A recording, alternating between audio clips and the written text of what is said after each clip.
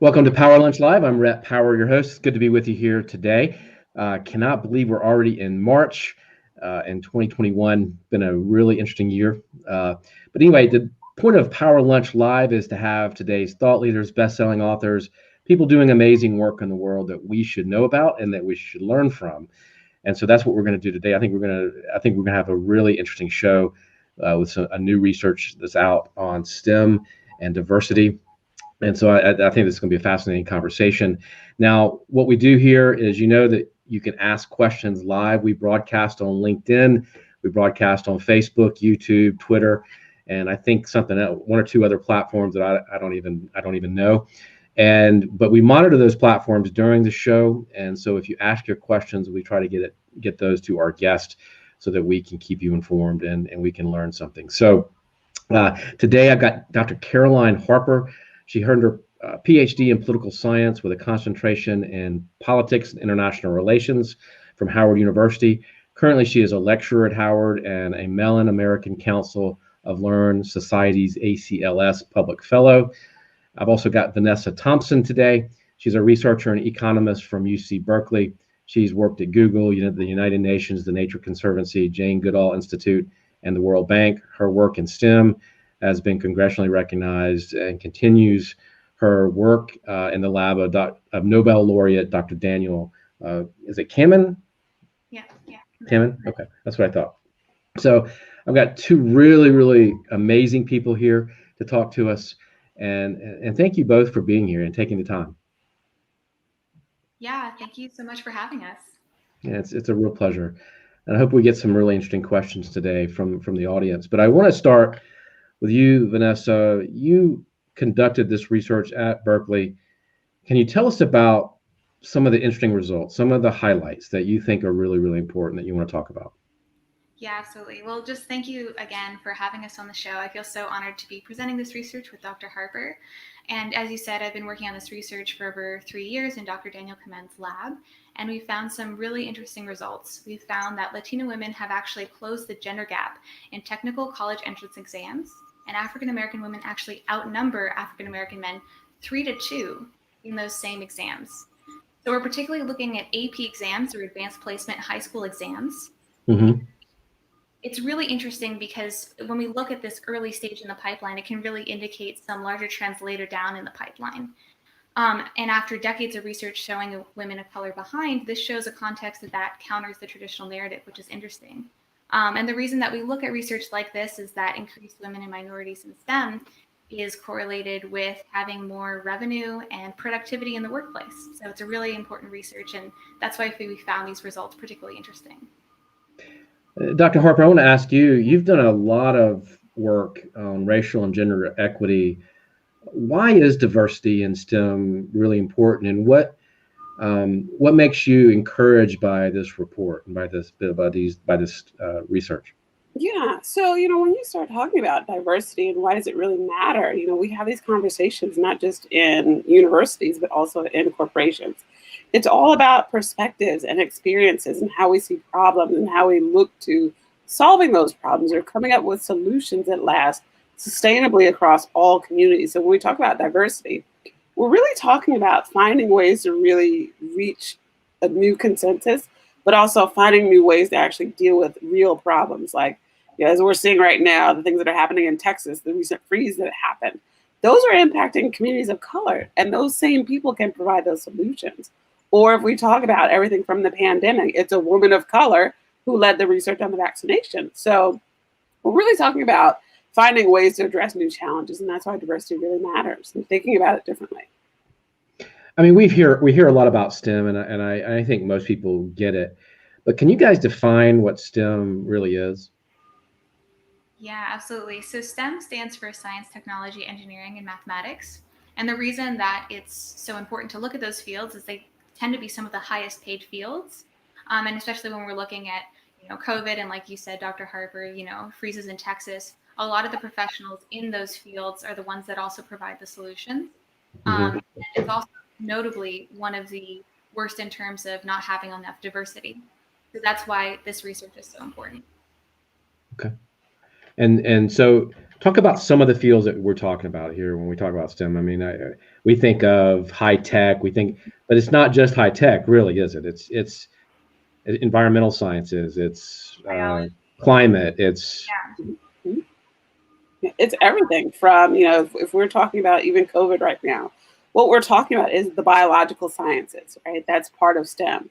But as we talk about the vaccine, it's understanding not just biological sciences, but understanding chemistry. How does all this work with the body? How does this virus actually evolve? And is it normally evolving, or are these mutations generally something that is a new phenomenon or not? Everything from environmental sciences. So we're talking about then this idea of climate change. When we see an environment completely change like Texas, we can predict that. And there were scientists who were on top of this years ago. So we're also talking about the environmental sciences that also become really important. So it's tech is great, but it's also these other spaces that actually intersect with technology becomes really important. And just going to be so critical going forward with in this country and in this new world that we live in, right? Yeah. What is Vanessa and Dr. Harper? I know you both have done research with high school students in that pipeline that you were talking about. And the only reason I know and I'm familiar with AP right now is because of I've got kids who are in high school, and I understand what the advanced placement is in high school. Is that become more broadly available in the country? Is that why we're seeing this increase, or is it because there's a more of a focus on it? Are we counseling kids better these days? What do you attribute to this increase in STEM fields? Yeah, so it's both demand and supply when it comes to particularly AP. So AP has been really working to try to make their tests more inclusive and offer them at more high schools. So we see an increased supply and increased ability to take AP exams. But then we also see higher demand because colleges increasingly are wanting to see AP exams. So that's why it's really important, especially for young people going into STEM in college, to look at these STEM entrance exams. Okay. Is there any correlation between, we were talking before we came on about your grades in AP versus what you major in college and where you go career-wise, maybe? Is there any correlation there? Yeah, so the confidence with a higher score related to a higher score in an AP exam increases your chances that you'll major in that subject to up to 5%. So that becomes really interesting, especially with kind of some of the more common majors like biology and computer science. If you get a higher score in those, you're much more likely to pursue them later in life. So, Dr. Harper, talk to me about college. So when you get to college and you have that STEM background, what are the colleges doing differently nowadays, do you think, than maybe they were before? Are we better at getting kids through through college and into those and helping place people in jobs? Yeah, it's a few things that they're actually doing. One of which is bridge programs. So that we're creating the spaces that we kind of address some of these, inadequacies that happen with students, right? Of not really knowing what to expect or not know what they're getting into. So most of the universities are actually moving to the spaces where they're having these programs. The kids kind of come out of high school and they kind of just generally get introduced to college level work. And they become familiar with other people on the campus. That's one piece they're doing. The other piece is representation. For students, particularly students of color, to feel successful and comfortable in those spaces, it's also having faces that look like them, that teach to their learning styles, that teach in ways in which they resonate on how they form those solutions. So it's representation in the classroom that's also happening. The third piece that they're doing in terms of really making sure that students are prepared is forming relationships so that not only are they doing their classwork, but they're also finding fellowships, internships with large-scale employers, major industries that really give them the space to translate what they learn in the classroom into the workforce. So now that they understand, how does it work? What does this environment do? What really happens as a career for this major? Because it's very different in the classroom to find those careers. Interesting. What is how do this research? I wanted to ask Dr. Harper this. How does this research counter the traditional narrative of women in color in STEM? How does that? I think that's a really fascinating question. It is, because people don't talk about it very much. People always assume that women of color weren't interested in STEM or didn't have the aptitude, when that's not true. Okay. The aptitude is there. In fact, we know for a fact that girls generally show a stronger aptitude for STEM fields in middle school, much more than boys. And then, of course, social things happen where they kind of become uncomfortable or they kind of feel like the outlier and nobody wants to be that person, so they pursue something different. By the time you get to AP, though, what we find is that the more increase in access, because AP hasn't been traditionally available in schools of color. It's been misrepresented and grossly underrepresented in those environments. So this push for the research and the advocacy to get more of those tests available to prepare students has also helped this conversation. So as you talk about this narrative, you now are seeing this then change that's substantiated by those AP test scores. But the idea of women being interested in it, we're now seeing it on the big screen, right, with Hidden Figures now.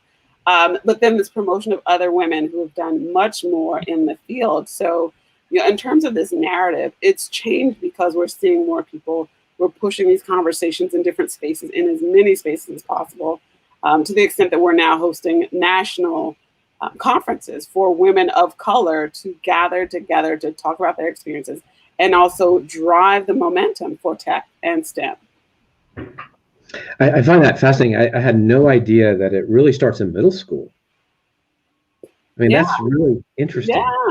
Yeah. It's the social identity issue that really becomes a problem for girls. So it's when you think about just gender stereotypes and roles, we talk about equity, that girls are the ones who do the artistic, creative type majors, and then you become a social worker or a teacher. The narrative has changed in that we talk about different spaces, even if you go as far back as Girl Scouts. The shift in their programming from talking about STEM and having badges in STEM related disciplines, it's all a large push, a very concerted effort to make sure that we're overcoming these stereotypes of what can women do. Yeah. Was there anything alarming in this research that worries you? Yeah, absolutely. Women of color are still largely underrepresented in APs. And that's something that really needs to, we need to see improve and AP needs to work on. So we do see women of color leading the way in terms of gender equality, but in terms of representation, there's not enough, people of color in. So you're talking about percentage of people taking the AP exam. Yeah, compared to the population. Yeah. What is the total for women in general across the board? Is that more equitable, or is that something that needs to change as well? Yeah, so there's about 56% men in STEM for AP. So it is slightly more. It's relatively more equal when we just look at women in general. Okay. But yeah, there does need to be some work there as well. Okay. And is there, talk about that pipeline. You guys, we hinted on it a minute, but what does this look like 5-10 years down the road in tech and in STEM fields? Do you expect to see more women in management, more women moving up the corporate ladder, so to speak? Or is there still discrimination? And I mean, we know that there is. That's a somewhat of a setup question, but I mean, what do you expect to see? What do you want to see? I mean, I know what we probably want to see, but what do you expect to see? Yeah, I'm hoping to see that there is an increase in confidence of Black women in particular.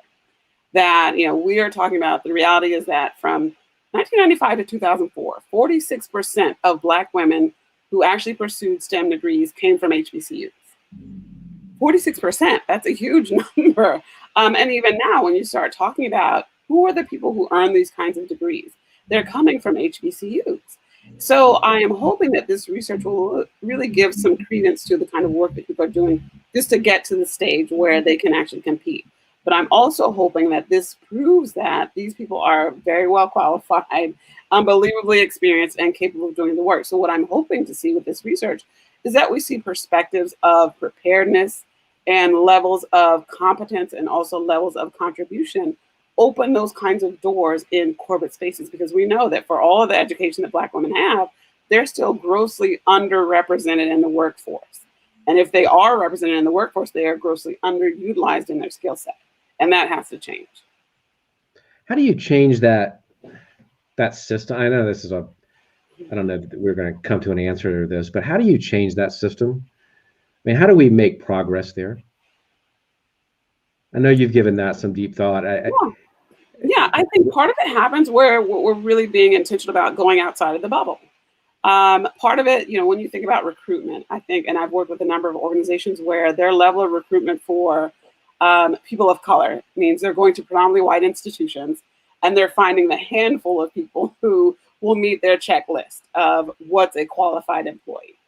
And I think you have to look beyond those spaces. So part of that means it's really part of roles of HR, expanding those recruitment efforts, or leadership transition roles, finding mentorship opportunities within the organization so that when you do find these people and recruit them in spaces, that there's an intentional effort to make sure that they are staying there and you're able to retain them there and deal with some of these other issues that are happening socially in terms of feeling comfortable with your coworkers. So those are two of the things that really I would like to see happen, that need to see happen in terms of finding and making change in these corporate workspaces so that you're also recruiting and retaining the talent that you really would help. And retention, I mean, we were talking about this before off the call, but also about what jobs you get, right? And what and how you're the task that you're given and the projects you get to work on. That's such a critical element of that, isn't it? Do you want to respond? Yeah, I mean, I think that there is a lot of problems with retention, and I think that those stereotypes that even we see in middle school continue on even into our adult lives. So there's both, the discrimination aspects, and I think that there's also kind of we see imposter syndrome and people talking about that. That definitely continues later on in life. We see that continue past AP. So I think, part of it's, making sure that we have programs to counter discrimination, in addition to having confidence boosting, programs. I went to one of them at Google. It's called the Google CSSI program that actually works with kids on imposter syndrome and saying you can do this. I think having more programs like that deal with both of those ends can really help retain people once we get out and people. And I've also seen that Google's actually done pretty significant work in really trying to reach different populations. So most recently, they've worked out and started reaching out to Divine Nine organizations, right? The historically Black fraternities and sororities, particularly women, on actually grow with Google as their hashtag, but really finding these spaces where they're creating intentional strategies to help people get into those kinds of jobs, particularly tech, understanding what do you need to develop a resume, what kind of skill sets should you highlight. So we are seeing more effort in terms of really getting people of color in those kinds of jobs. Thank you. We had a question from Michael. Thanks, Michael, for your question. And he asked, is the question a quality of outcome or a quality of opportunity? What do you think? Quality of outcome. Given the choice, I would love to see both. But I think, is that realistic? There's a possibility, right? You're never going to get everything that you want. Right. But I think it's really, when you start talking about it, creating opportunities is one thing, but without the ability to change those outcomes and have real outcomes, that really becomes more important. So in equality and outcome, if I couldn't get both, would be one that I would absolutely focus on. Is it inside organizations like Google or big corporate entities like that, or even smaller companies, organizations, how effective are the mentor programs or sponsorship programs, and how key is that to really elevating people and having a champion? It seems to me that that's a really key element of retention and of keeping people or moving people up in organizations that really deserve it.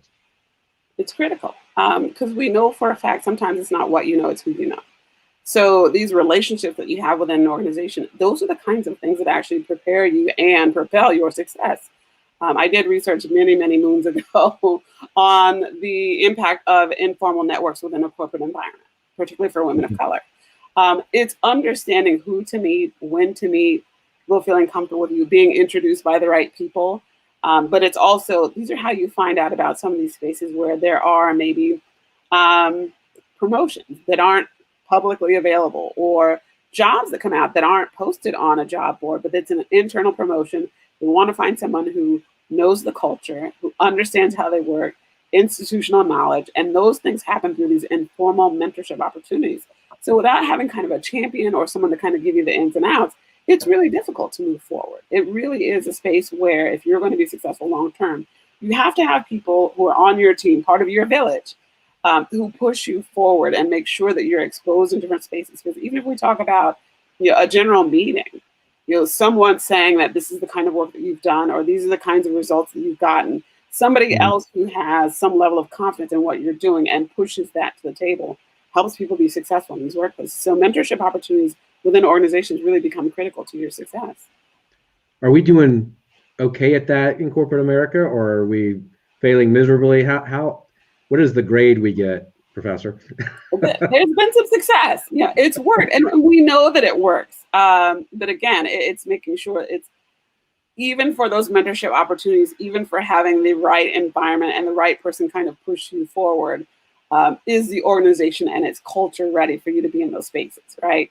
Because what good is a mentor who's really willing to push you forward, but the organization really isn't willing to have someone who looks like me make major decisions or control a budget or decide the policy for the organization. So it's twofold. It's complex. This really is a difficult situation that we're working through.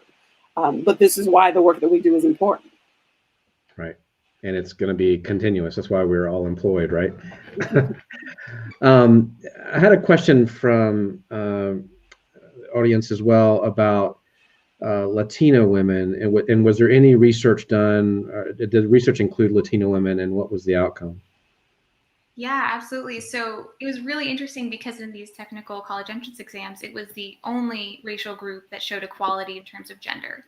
And that's something we didn't see in any other racial group. So that was something that was really interesting and something we definitely wanted to highlight in the research, and also showcases that there needs to be more research done in this field so we can kind of learn from Latino women in other racial categories and try to find more gender equality. Okay. Her follow-up question, let me sort through this. Let me see if I can make this make heads or tails of it.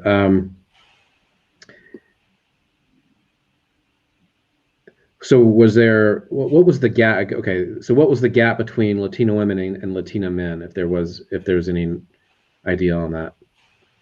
Yeah, there was no gap in overall STEM exams taken. There was Okay. fluctuations, year to year with a little bit more men or a little bit more women, but on average, there was actually no gap whatsoever, which we found really surprising because that's Okay. true in almost every other context. But when we look at subject and subject, so we look at math or physics or computer science versus biology or chemistry or environmental science, we do see gender inequality there. So male-dominated subjects stereotypically are computer science and physics, and female-dominated subjects, and it's not a small number female-dominated. Sometimes it's even 2-to-1 in biology and environmental science and chemistry. So we do see, a separation in terms of the subjects that women and men choose. And that's true in every racial category. And we don't see equality, in per subject for any group.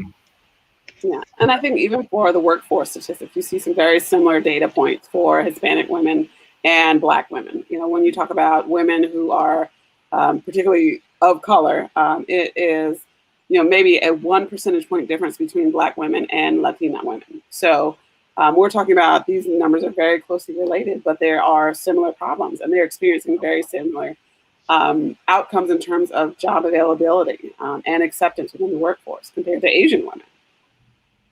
Okay. Interesting.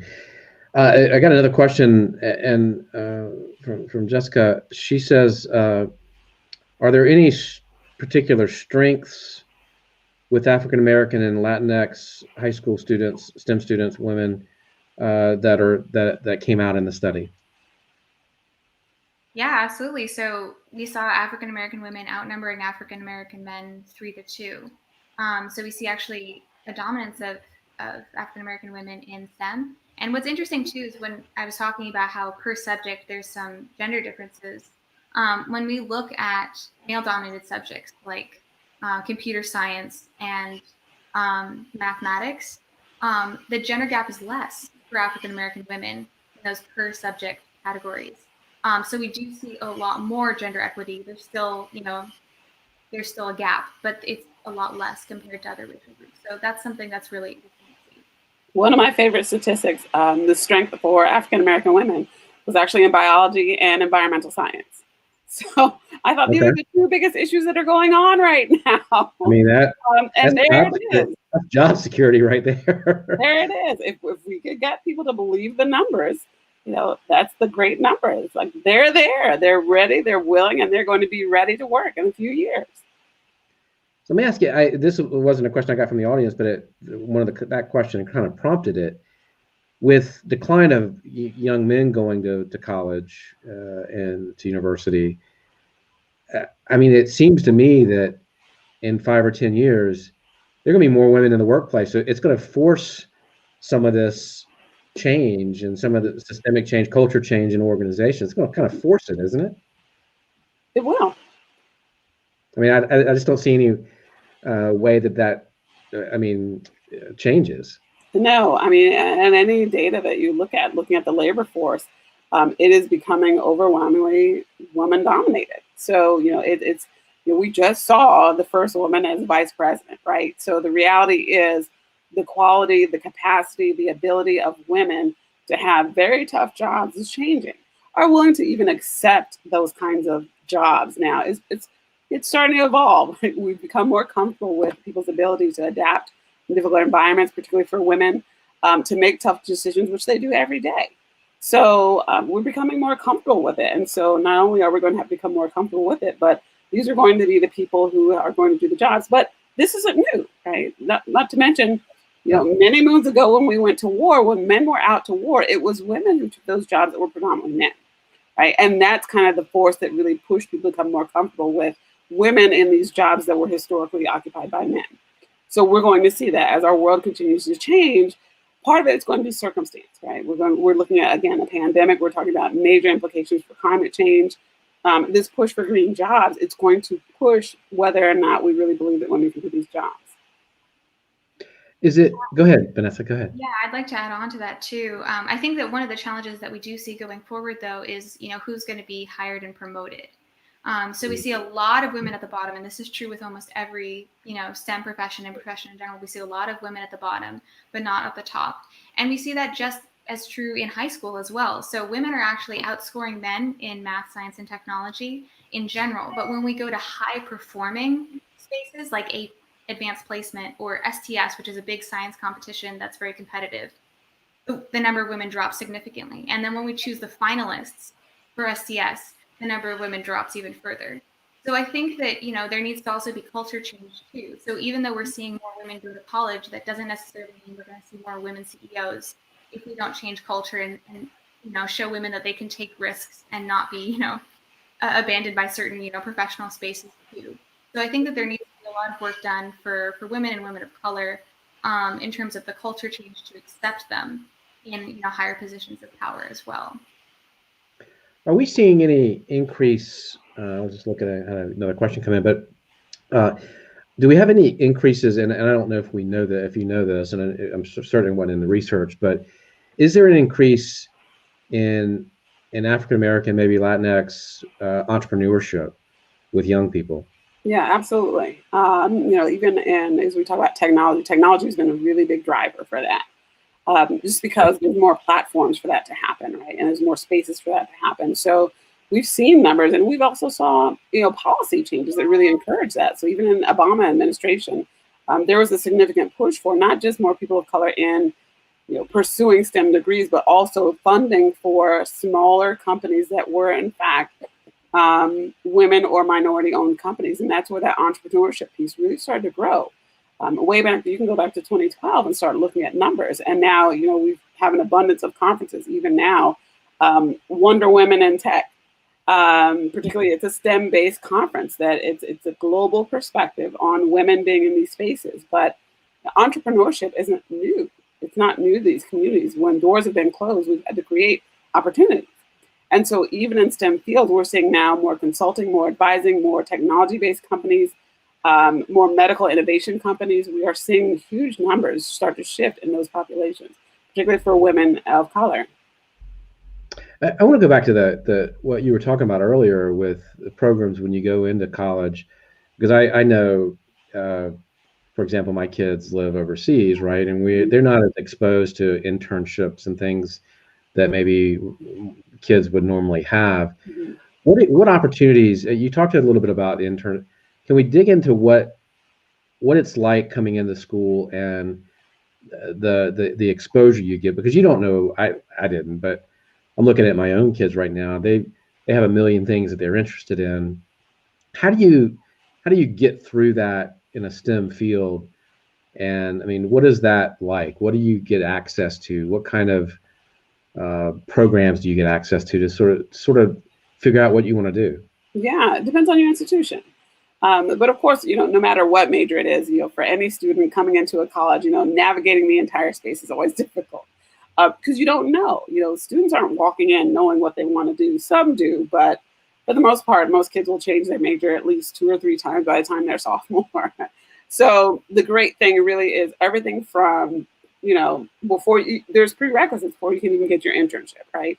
You have to take a series of courses. So it's all very well planned on a college campus. But there's these other spaces where there are these organizations that you can get involved with, and you can start kind of figuring it out. You can create these mentor opportunities with people who are already on the campus. You establish relationships with faculty. And so those are the kind of spaces where you really start to navigate what does a career look like and what does it entail? What kind of work do you do? Like I am one of the people who started out as an engineering major as an undergrad because I thought I can make a lot of money and maybe I'll find a husband, right? It's going to be great. Well, I didn't know all of the work that went into that. And it took a number of my professors really sitting down with me. And I was then became involved with the National Society of Black Engineers. Right? And there's organizations like that who put through a number of programs before kids even get to college to really teach them what are the ins and outs, what kind of things you need to know, what's the skill set look like. So I figured that out because I had access to people before I even got an internship, before I even started working, before there was a fellowship or anything else in the pipeline. That's where you start early on to really figure out what this is about and what do these jobs look like. Hmm. And I mean, those internships are so key, right? And what do they? What do you? If somebody in STEM and at Howard, what kind of opportunities could they have for that? So it's unlimited, really it is. We have a Google campus at Howard. And again, that's part of the partnerships of intentionally reaching out to spaces where they want to open the doors for what does the next phase of technology look like? What does the horizon look like when we include different perspectives? But even beyond that, the types of research we do connected to our hospital for those biological sciences. But Howard is also very much committed and ingrained in the community. And so it's also everything from when we talk about green jobs, it's working with local departments and local organizations to find what does it look like then to make sure that a home is green? And how do we find those spaces? And that happens within the community. And it happens with very unique community-based partnerships. So the kinds of experiences you have really depends on what you're trying to do. So everything from, I've had students who talked about wanting to be a pediatrician, but also want to do technology and finding ways to actually use technology to actually enhance how you can actually diagnose illnesses for children who are in different places of the world, right? Remote parts of the world. Right. These are real problems that we have. And so it depends on what you want to do, because the things that I've heard that students want to do is amazing. Things that I never would have dreamed of as an undergraduate, but it really is limited to, what you want to do. Yeah, it sounds like there's so much more opportunity today than there used to be. And I know that we didn't have we obviously didn't have Google when you and I were in school, but that's interesting. That's really fascinating. Yeah. Vanessa, talk about you just recently finished Berkeley. How did you stay in STEM? How did you know you wanted to be in a STEM field, and how did you navigate those first couple of years of school? Yeah, absolutely. So technically, economics isn't STEM, but it definitely uses a lot of math. But I definitely became interested in it because I had, a lot of support systems that helped me through it. I think that STEM, fields in particular also try to be incredibly competitive. They try to wash kids out. And that's something that's, definitely true at the university level. And I think it was just a lot of community groups, both in terms of friends as well as professional groups. They were able to say, stick it out. Like, take a B, take a C, just get through it. And I think that it takes a lot of saying you don't have to be perfect to get through STEM fields as well, which I think that women are kind of pushed into the perfectionist mindset that they have to be perfect in every way. And I think that especially with computer science, in which you know that the program's going to fail for some reason the first time, you have to kind of just have you just got to keep trying, keep trying, keep trying. And it's not me, it's the program. So I think that having that mindset and having friends also encourage that is really, really important. Yeah. And it seems like it's having more female professors in that field too might help. Is Yeah, that absolutely. And I think also, having the culture be a little bit different too. We've seen research in which they actually changed the name of the intro computer science class, and more women joined just because the name was changed. So at one university, they changed it to the Joy and Creativity of Computing versus Intro to Computer Science. And it literally went to 40% women after only having 6% women within like a year. It was really, really dramatic. So you wow? see that there's like these stereotypes that women have grown up with, and they feel more comfortable with some of those stereotypes. And it ended up really, really helping, and that changes the culture as well. So I think that also making the environment change a little bit to increase diversity is important too, not just pushing women into those fields and making them change, but also changing the space itself to be more inclusive to diversity. It's interesting you said that because I remember this great debate. I started a science and nature toy company and sold that a few years ago, but we always had this debate on colors for toys, and it was the packaging that we would send to Toys R Us or to another company. It was we always had this debate on, well, pink is for girls. I mean, blue is for boy. And I remember that debate back then, even about how do you make science toys appealing for girls? Yeah. I mean, so it really starts even Yeah. younger than Yeah, and you you see think. with the Lego company, they increased the number of pink Legos and more girls got into Legos. So it was, really interesting to see that. I remember my mom telling me a story of I was walking into a Lego store and I'm like, I only want pink Legos. I'm not going to buy them if they're not pink. And they didn't have pink Legos at that time, but now they have pink Legos, and there's a lot more girls who are, doing engineering because there's more engineering toys that are geared to them. Yeah. So I think that, the stereotypes will hopefully change too. But, in the meantime, trying to make it more girl friendly is definitely important. Yeah. Go ahead, Dr. Harper. You were going to say? I think it's also, it's the access, right? It's really being, because women are competitive and people forget about that. But when you start looking at the talent, though, that really does exist among women in STEM, one of the first things I remember writing about was Spellbots, which was the technology team it's at Spelman University, right? At Spelman College in Atlanta. And their team is the Spellbots. And they actually won international competitions several times over for their technology and their robots. So yeah, it's pink Legos. It's really thinking about what's the capacity of, this entity, right? Which is a robot, but what can it do? How can we program it? So we are competing in so many different spaces. So yeah, that's happening.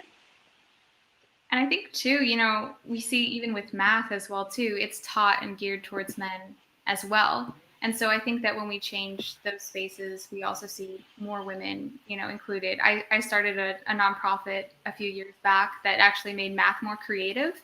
And it wasn't just for women, but it was for people who identified as being more creative. And we taught math through stories and narratives instead of lectures, instead of like dams and how fast a train goes. It would go through characters and things like that, and increase, the retention, but also the engagement of a lot of women and minorities too. I'd have done much better in math if I'd have had that. Yeah, I'd have done much better. Fun and engaging too. Yeah, if you have a more inclusive environment that isn't just geared to one learning style, it's going to be more fun. It's going to be more inclusive, and I think you have to make it more fun and inclusive to really attain, diverse groups. Yeah. So, last question for you guys. What do you, in looking at this research, after you've spent a lot of time on this, what are you encouraged by, and what worries you the most? And sort of you bring out your crystal ball and say, this is what I think is what this is gonna what we're gonna see in a few years from this. For me, I think I'm really encouraged by, particularly looking at African American women. There was the largest gap between men and women for the group in AP scores. So it's a growing number of Black women who really are interested in STEM and also pursuing the avenues to make sure that that can happen as a career. So for me, that's the really most encouraging data point. Second piece of what is it that I would hope to see, or if I had a crystal ball, where would this go? I really do want it to see, this next level and everything that we can do, particularly for not just getting into organizations or getting into jobs, but being competitive in those jobs and really being able to lead change within those organizations. Because, it's one thing to be there, but it's another thing to be able to make the decisions that actually allow for more of us to be in those spaces. So for me, that's really what I'm looking forward to seeing. And what are you worried about? What do you think? Where do we need more work? That was the. I think it's the promotion piece. Like how many people know of the work that we're doing? How many people know that Spelman College is, in fact, the place where it's the only national team of all African American women in robotics? Nobody knows that, and that's an important fact. So for me, it's really the promotion and making sure that people know and that our stories are being told. That's really what I want to see really addressed. So I do the work, but hopefully other people will catch on in this work. That's a big job. Yeah. Absolutely. I think that this research is really encouraging. I think that, as I spoke about before, there are a lot of women who are interested in STEM, but the question is whether they'll get, promoted and, stay in STEM.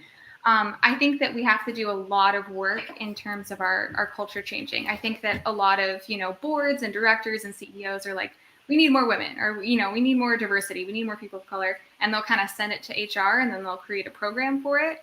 But it takes a lot more work in terms of actually transforming the culture to, have diverse members in it. If you, That's want systemic more change, women, right? but you don't have maternity leave, you're not going to keep women in your company. Yeah. So it takes a lot of work to say, are we actually going to be inclusive? Are we actually going to change our programs? Are we going to think about the work that it is we're doing? And is that inclusive as well? So it takes a lot of work in terms of transformation of the culture, not just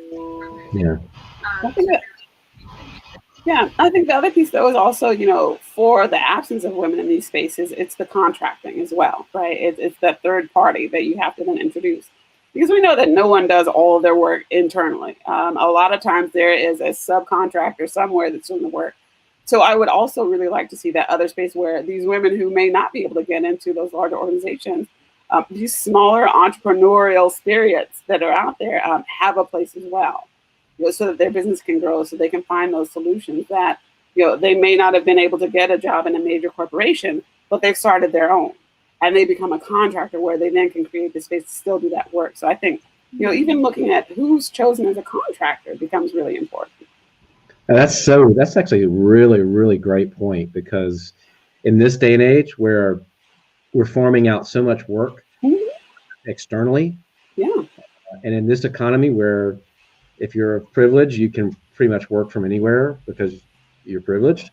I think that's such a great point. And I think a lot of being in consulting myself, I'm actually working on a case just now where this is a 8,000 person organization, and they don't have a minority contracting process, and they do a tremendous amount of contracting externally, and there's no process for that. And so you're absolutely right. I think that that's a really, really critical point. And thank you for highlighting that. So thank you so much, both of you, for being here today. What and where can people find the research and more on this topic? Yeah, so you're publishing a great article about this work. So definitely keep an eye out for Rep Power's article that's coming out about this. But you can also follow me on LinkedIn. I'm just Vanessa Thompson 5 on LinkedIn. and I'll be posting more content like this. I can be found National Center for Institutional Diversity through the University of Michigan. I have a page there. I'm a diversity scholar, so almost everything is posted there, I feel like. So that's the easiest way to find me. And is there a link to this research, or can they read what you guys have written about this? Yeah, so we will be publishing a little bit later out, probably a few months out, having kind of more details on this. Okay, fair enough. They can follow you guys, and when that comes out, they'll have it at their hands. So thank you so much. Appreciate it. Thank you for being on the program, and thank you for spending some time with us today on Power Lunch Live. We'll be back next week. This is our last show of the week. It's been great to have you. You can actually find out the upcoming schedule at powerlunch.live. And until next week, have a great rest of your week, productive week, I hope. And we'll see you next time. Thank you Thanks so for much. having us.